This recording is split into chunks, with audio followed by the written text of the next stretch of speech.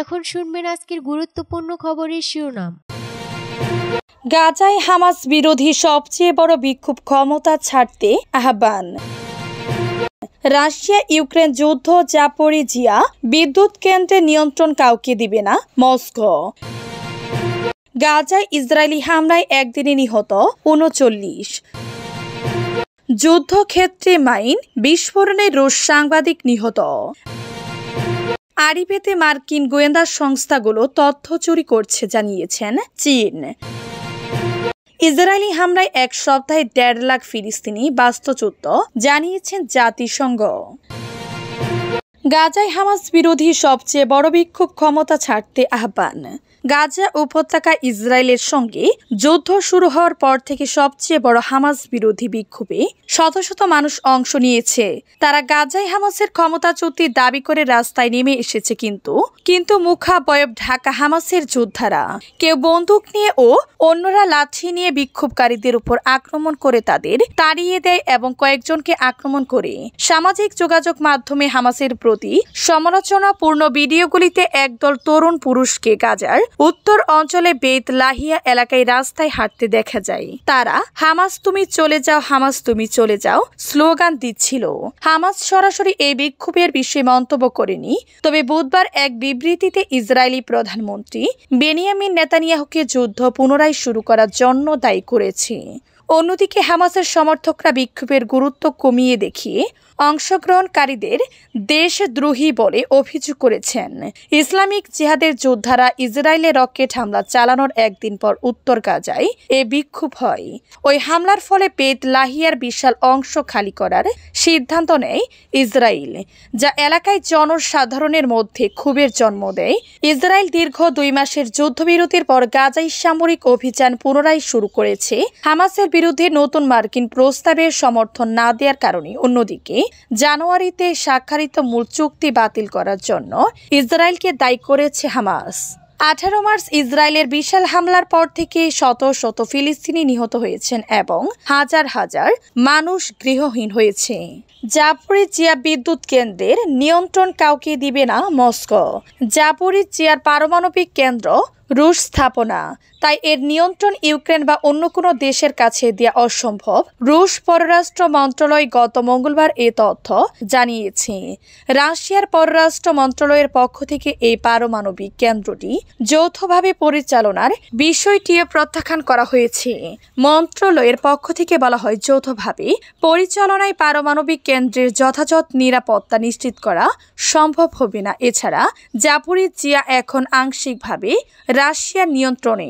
২০২২ সালে ইউক্রেনে অভিযান শুরুর পর যে ৪টি অঞ্চলে রুশ সেনারা নিয়ন্ত্রণে নেয় তার মধ্যে জাপোরিজিয়া একটি। অভিযান শুরুর ৭ মাস পরে এমন অঞ্চলে গণভোট আয়োজন করে রাশিয়া।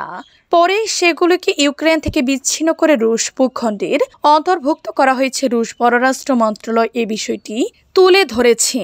পশ্চিমা দেশগুলো অবশ্য এই গণভোটকে ভুয়া বলে প্রত্যাখ্যান করেছে। গাজায় ইসরায়েলি হামলায় একদিনে নিহত ৩৯। যুদ্ধবিরতি চুক্তি ভঙ্গ করে গাজায় ইসরায়েলের নতুন করে হামলার টানা ৯ম দিনের মতো অব্যাহত রয়েছে। এ হামলায় গত ২৪ ঘন্টায় শিশুসহ কমপক্ষে ৩৯ জন নিহত এবং ১২৪ জন আহত হয়েছে। আল জাজিরা জানিয়েছে, উত্তর গাজার জাবালিয়া, দক্ষিণে খান ইউনিস এবং রাফা সহ উপত্যকা জুড়ে বিমান ও স্থল হামলার খবর পাওয়া গেছে। মঙ্গলবার ২৬ মার্চ রাতে জাতিসংঘের মানবিক সংস্থা OCHA জানিয়েছে, ১৮ মার্চ গাজায় ইসরায়েল পুনরায় যুদ্ধ শুরু করার পর থেকে ১,৪২,০০০ ফিলিস্তিনকে জোরপূর্বক বাস্তুচ্যুত করা হয়েছে। সংস্থাটি জানায়, মাত্র কিছু ব্যক্তিগত জিনিসপত্র নিয়ে পালিয়ে আসা অনেক মানুষ এখন রাস্তায় অবস্থান করছে। এখানে খাবার, পানি এবং আশ্রয়ের জন্য অতি প্রয়োজনীয় জিনিসপত্রের খুব অভাব। আল জাজিরা জানিয়েছে, জাবালিয়া ইসরায়েলি সামরিক বিমান বেসামরিক লোকে ভরা একটি বাড়িতে বোমা মারে। এর ফলে কমপক্ষে ৮ জন নিহত হয়। নিহতদের মধ্যে ৬ মাস বয়সী একটি শিশু ছিল। গাজার মধ্য অঞ্চলে অবস্থিত বরিচ শরণার্থী শিবিরে একটি আবাসিক ফ্ল্যাটে হামলা চালানো হয়, সেখানে এক শিশু নিহত হয়। যুদ্ধক্ষেত্রে মাইন বিস্ফোরণে রুশ সাংবাদিক নিহত। যুদ্ধক্ষেত্রে পেশাগত দায়িত্ব পালনের সময় রাশিয়ান সংবাদ মাধ্যম চ্যানেল ওয়ানের প্রোকোফিয়েভা নিহত হয়েছেন। সংশ্লিষ্টরা জানিয়েছেন, স্থলমাইন বিস্ফোরণে প্রাণ হারিয়েছেন তিনি। বুধবার ২৬ মার্চ বার্তা সংস্থা তাস জানিয়েছেন, ইউক্রেন সীমান্তের কাছে বেলগোরোড অঞ্চলে এ ঘটনায় প্রোকোফিয়েভার সঙ্গে থাকা তার ক্যামেরাম্যান দিমিত্রি বলকভ আহত হন। চ্যানেল ওয়ানের একজন মুখপাত্র জানিয়েছেন, সামরিক সংবাদদাতা আন্না প্রোকোফিয়েভা তার পেশাগত দায়িত্ব পালনের সময় নিহত হন। ইউক্রেনের সীমান্তে বেলগোরোড অঞ্চলে এটি ঘটে। তাস জানিয়েছে, ৩৫ বছর বয়সী সাংবাদিক আনা আর ইউডিএন বিশ্ববিদ্যালয় থেকে সাংবাদিকতায় স্নাতক ডিগ্রি অর্জন করেন এবং স্পেনিশ ভাষায় জাবলিল ছিলেন। তিনি রাশিয়া সেগোদিনিয়া সংবাদ সংস্থার স্পেনিশ ভাষার ডেস্কে কাজ করছেন। তিনি ২০২৩ সাল থেকে চ্যানেল ওয়ানের সাথে আছেন এবং বিশেষ সামরিক অভিযান কভার করেছিলেন।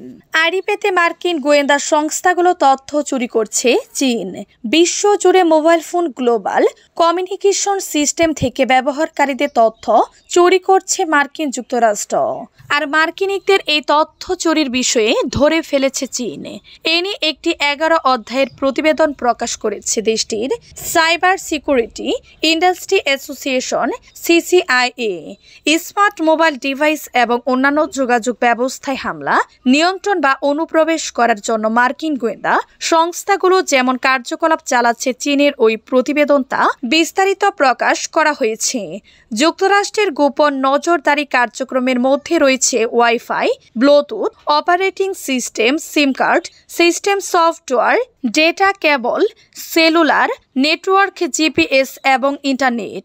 গোয়েন্দা সংস্থাগুলো তথ্য চুরিও করেছে। এছাড়া আইটি কোম্পানিগুলো ডেটা সেন্টার সমৃদ্ধ মোবাইল শিল্প ইকোসিস্টেমের মতো বিভিন্ন নেটওয়ার্ক পণ্যের মাধ্যমে ব্যাপকভাবে হামলা আর অনুপ্রবেশ করার ক্ষমতা তৈরি করার মতো কাজ করে যাচ্ছে মার্কিন গোয়েন্দা সংস্থাগুলো। প্রতিবেদনটিতে বলা হয়েছে, ব্যবহারকারীদের তথ্য, অ্যাকাউন্ট, ডিভাইস লিঙ্ক, অবস্থান এবং অন্যান্য তথ্য মার্কিন গোয়েন্দা সংস্থাগুলো ব্যাপকভাবে চুরি করছে। বিভিন্ন দেশের সাইবার সিকিউরিটি এবং জাতীয় নিরাপত্তার জন্য এমন কর্মকাণ্ডকে গুরুতর হুমকি হিসেবে দেখা হয়। ইসরায়েলি হামলায় এক সপ্তাহে ১.৫ লাখ ফিলিস্তিনি বাস্তুচ্যুত, জানিয়েছেন জাতিসংঘ। যুদ্ধবিরতি চুক্তি ভঙ্গ করে গাজায় ইসরায়েলের নতুন করে হামলা টানা নবম দিনের মতো অব্যাহত রয়েছে। এই অল্প সময়ের মধ্যে গাজায় শত শত মানুষকে হত্যার পাশাপাশি প্রায় ১.৫ লাখ বাসিন্দাকে বাস্তুচ্যুত করা হয়েছে। মঙ্গলবার ২৬ মার্চ রাতে জাতিসংঘের মানবিক সংস্থা ওসিএইচএ জানিয়েছে, ১৮ মার্চে গাজায় ইসরায়েল পুনরায় যুদ্ধ শুরু করার পর থেকে ১,৪২,০০০ ফিলিস্তিনকে জোরপূর্বক বাস্তুচ্যুত করা হয়েছে।